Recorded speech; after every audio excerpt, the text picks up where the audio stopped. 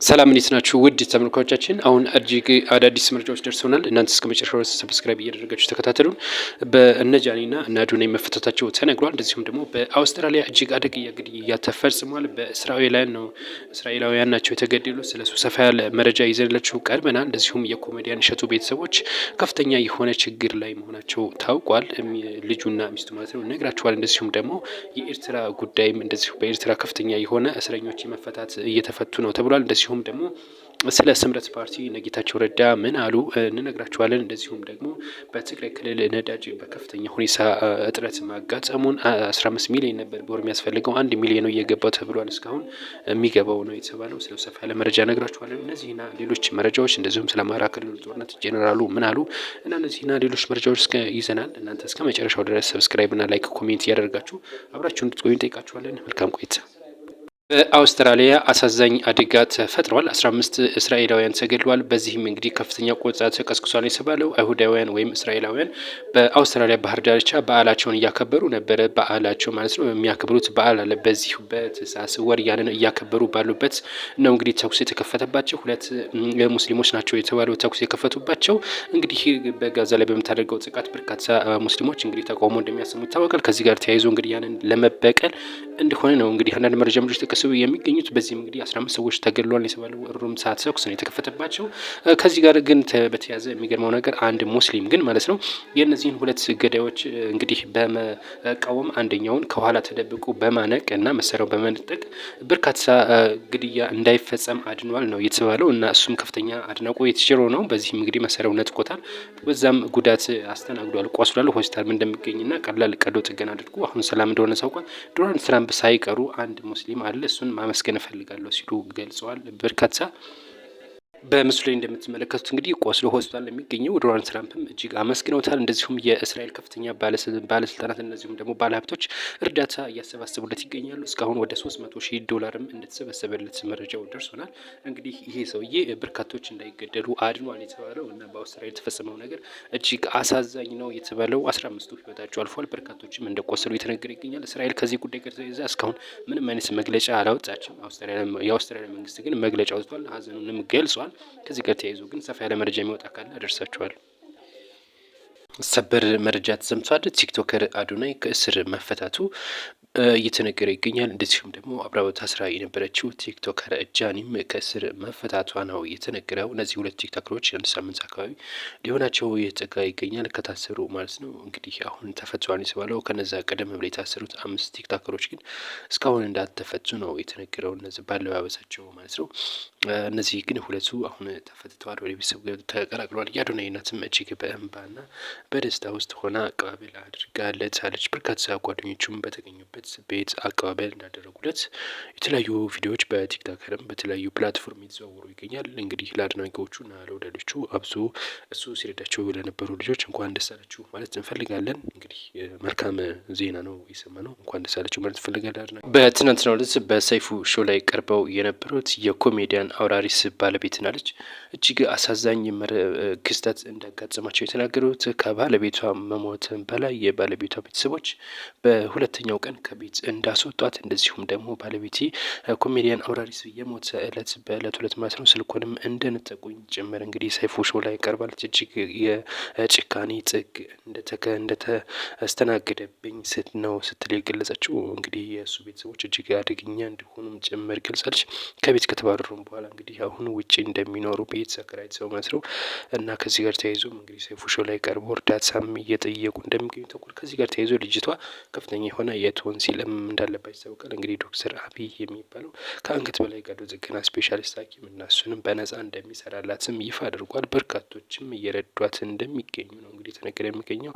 ነገር ግን የኮሜዲያንና አውራሪስ ቤተሰቦች ከምትኖርበት ከቀበሌ ቤት ማስወጣታቸው እጅግ ከፍተኛ የሆነ ጭንቀት ውስጥ እንዳሉም ገልጸዋል። ከእንደገና ልጅቷም ከፍተኛ የሆነ ጭንቀት ውስጥ እንዳለች ወደዛ ቤትም እንመለስ ብትባልም እንደማትመለስም ጭምር እንግዲህ አይምሯ ላይ ከባድ ነገር እንደተቀረጸ ጭምር ሰይፉ ኢቢኤስ ላይ ስተስረዳ ነበረ። እንግዲህ በጣም አሳዛኝ ነው። እኛም ለዘን ያካፈልናችሁ የኤርትራ የዚህ ሰሞን ውሳኔ ብዙዎችን እያነጋገረ ይገኛል። ባለፈው 18 እስረኞችን መፍታቷ ይታወቃል። አሁን ደግሞ 90 የሚሆኑ እስረኞችን ያለምንም ፍርድ ታስረው የነበሩትን ማለት ነው በሃይማኖት ምክንያት የታሰሩት እነሱንም መፍታቷ ተነግሯል። ይህን ሰሞን እንግዲህ በኤርትራ ከፍተኛ የሆነ የታሰሩትን በመፍታት ላይ እንደምትገኝ የተነገረው። እነዚህ 90ዎችም 5 ዓመት ያለምንም ፍርድ ቤት ሳይቀሩ መታሰራቸው ነው የተገለጸው። ከነዚህም ውጭ እንግዲህ ኤርትራ የራሷ የሆነ የሃይማኖት ሕግ አላት። 4 ሃይማኖቶች ብቻ ናቸው በሀገሪቷ ውስጥ የሚኖሩት ብላ እንግዲህ ገብታለች። ከነዚህ መካከል ከኢትዮጵያ ኦርቶዶክስ፣ ካቶሊክ፣ የቫንዲካን እንደዚሁም ደግሞ የሱኒ እስልምና ናቸው። እንግዲህ የቫንዶሊካን ሃይማኖት አለ እና የሱኒ እስልምና እነዚህ 4ቱ ብቻ ናቸው። ከነዚህ ውጭ ያሉ እንግዲህ በእስር ላይ ነው የሚሆኑት ማለት ነው። እንግዲህ እነዚህ 90ዎችም በእንደዚህ ከነዚህ ውጭ ባሉ ሃይማኖቶች ሲንቀሳቀሱ የነበሩ ናቸው። 90ዎቹ ለ5 ዓመታት ያክል ያለምንም ፍርድ ታስረው ነበር። አሁን ተለቀዋል የተባለው ከዚህ ጋር ተያይዞ በኤርትራ ከፍተኛ የሆነ የእስር መፍታት እየተደረገ ነው። በትግራይ ክልል ሲቀርብ ከነበረው 15 ሚሊዮን ሊትር ማለት ነው በወር የወር ፍጀታው 15 ሚሊዮን ሊትር እንደነበር ይታወቃል። አሁን እየቀረበ ያለው 1 ሚሊዮን ብቻ ነው ሲሉ በትግራይ ክልል ያሉ የነዳጅ ማደያ ማህበራት መግለጫ ሰጥተዋል። በመግለጫቸውም እንዳሉት ከሆነ ከፍተኛ የሆነ ነዳጅ እጥረት አጋጥሞናል ሲሆን የገለጹት ከባለፉት ዓመታት የተሻለ ነበር። አሁን 2017ና 2018 ከገባው ወዲህ አብሶ ከፍተኛ የሆነ እጥረት አጋጥሞናል ሲሉ ገልጸዋል። 1 ሚሊዮን ሊትር እጅግ በጣም ትንሽ ነው። ይህንንም የምናዳርሰው ለባለስልጣናት እንደዚሁም ለአምቡላንሶችና ለተለያዩ ለመንግስት መስሪያ ቤት ብቻ ነው ሲሉ ገልጸዋል። ከፍተኛ የሆነ የትራንስፖርት እንግልትም ተፈጥሯል ነው ያሉት። በብላክ 1 ሊትር ከ180 እስከ 240 ብርም እየተሸጠ ነው ሲሉ ቅሬታቸውን አቅርበዋል። ለተለያዩ ለሚመለከታቸው አካላትም ጥሪ አቅርበን ነበር፣ ነገር ግን ምንም አይነት ምላሽ አላገኘንም ሲሉ ቅሬታቸውንም አቅርበዋል የተባለው እንግዲህ በነዳጅ ጉዳይ ከፍተኛ እጥረት አለ ሲሉ ገልጸዋል። የነጌታቸው ረዳ ስምረት ፓርቲ መግለጫ ወጥቷል በስነ ስርዓት። በመግለጫውም እንግዲህ በግንቦት ወር ላይ በሚካሄደው ምርጫ እንደሚወዳደር ግንቦት 24 ምርጫ እንደሚወዳደርም በትግራይ ክልል ይፋ አድርጓል። ነገር ግን ከፍተኛ የሆነ ቅሬታ እያቀረበ ነው የሚገኘው። በትግራይ ክልል አባላቶቻችን እየታሰሩ ነው፣ እየተባረሩ ነው፣ ምንም አይነት እንቅስቃሴ ማድረግ አልቻልንም በትግራይ ክልል ሲሉ ገልጸዋል። የፕሪቶሪያው ስምምነትን አክብረን ነው እንጂ እኛ ምርጫ የምናደርገው ሲሉም ነው እንግዲህ ጥሪ ያቀረቡት። በዚህ እንግዲህ ነጌታቸው ረዳ ብልጽግና መሆን ወንጀል አይደለም ሲሉ እንግዲህ ከፍተኛ የሆነ ቅሬታ አቅርበዋል። እኛ ብልጽግና ሆንን ማለት ተላላኪ ወይም ደግሞ ባንዳ ሆንን ማለት አይደለም፣ እኛ የቆምነው ለትግራይ ሕዝብ ነው ሲሉ ምነው ቅሬታቸውን ያቀረቡት። በትግራይ እንግዲህ የተለያዩ ቦታዎች ላይ መንቀሳቀስ እንዳልቻልንም ሲሉ እንግዲህ ይፋ አድርገዋል። ከዚህ ጋር በተገናኘ ደግሞ በትግራይ ክልል የቲዲኤፍ ስልጠና እጅግ መነጋገሪያ ሆኗል። ጄኔራል ፍስሐ ኪሮስ የትግራይ ክልል የሰላምና የደህንነት ኃላፊ እንዳሉት ከሆነ በትግራይ ክልል መሰልጠንና መታጠቅ ለጦርነት መዘጋጀት ሳይሆን ጦርነት እንዳይመጣ መከላከል ነው ሲሉ ነው እንግዲህ ንግግር ያደረጉት። በትግራይ ክልል አርሚ 15 ከፍተኛ የሆነ በርካታ ኮማንዶች ማስመረቁን በትናንትናው መዘገባችን ይታወቃል። ከዚህ ጋር ተያይዞ አሁንም እናስመርቃለን። ይሄ የምናደርገው ጦርነት እንዳይመጣ ለመከላከል ነው። እንደዚሁም ደግሞ በትግራይ ክልል ያሉ የተለያዩ ቦምብ በመወርወር ህዝቡን የሚያሸብሩትን ለመከላከል ቅድመ ዝግጅት እያደረግን ነው ሲሉ ነው የገለጹት። በርካታ ተላላኪዎች አሉ ትግራይኛ ወይም ትግራይ ሆነው ሲሉ እነሱንም ለመከላከል እነዛን ተላላኪዎችንም ለመከላከል መሰልጠንና መታጠቅ ያስፈልገናል ሲሉ ለሰልጣኞቹ ንግግር ማድረጋቸው ተገልጿል።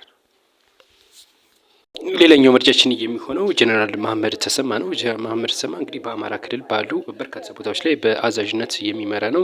የምስራቅ እዝንም የሚመራው ጀነራል መሐመድ ተሰማ እንደሆነ ይታወቃል። እንግዲህ እሱ አንዳንድ ነገር ተናግሯል። ፋኖች በቀጥታ ከጠላቶቻችን ጋር እየተደረደሩ እና በተለያየ ሰነድ ተፈራርመው እኛ ለማጥቃት እየሰሩ ነው ሲል ገልጸዋል። ከኤርትራ ከግብጽ ግና እንደዚሁም ደግሞ ከህወሓት ጋር አብረው እየሰሩ ነው ማለቱን ተከትሎ በርካቶችም እየተናገሩበት ይገኛሉ። ከዚህ ጋር ተያይዞ በአማራ ክልል ያለው ጦርነት አሁን እያለቀ ይገኛለን ብለዋል። እንደዚሁም ደግሞ የፌዴራል መንግስቱም በዚህ በታህሳስ መጨረሻ ድረስ በአማራ ክልል ያለውን ጦርነት እንደሚጨርስም እንግዲህ በጎጃም በነበራቸው ስብሰባ ይፋ አድርገዋል። በፍኖተ ሰላም ማለት ነው። እንግዲህ ከዚህ ጋር ተያይዞ በአማራ ክልል በዛሬው ስም ከፍተኛ ውጊያ የተደረገበት የሚገኙ ቦታዎች አሉ። በመተማ በሰሜን ሸዋ እንደዚሁም ደግሞ በተለያዩ ወረዳዎች ከፍተኛ ውጊያ ነበር። በጋራ ተወያይተው የጋራ ሰነድ አዘጋጅተው ኢትዮጵያን በሁሉም አቅጣጫ እንውጋት ብለው በ10 ጣታቸው ፈርመዋል። መሬት ላይ ያለው እውነታ ደግሞ እነዚህ ኃይሎች በዋሉበት እንኳን ማድረግ አልቻሉም። አሁን ላይ ከዛሬ 2 ዓመት በፊት ቢፎክሩ እንኳን ወረዳዎችን ዞኖችን ግማሽ በግማሽ ይዘው ነው ነበር። የለም መሬት ላይ የለም።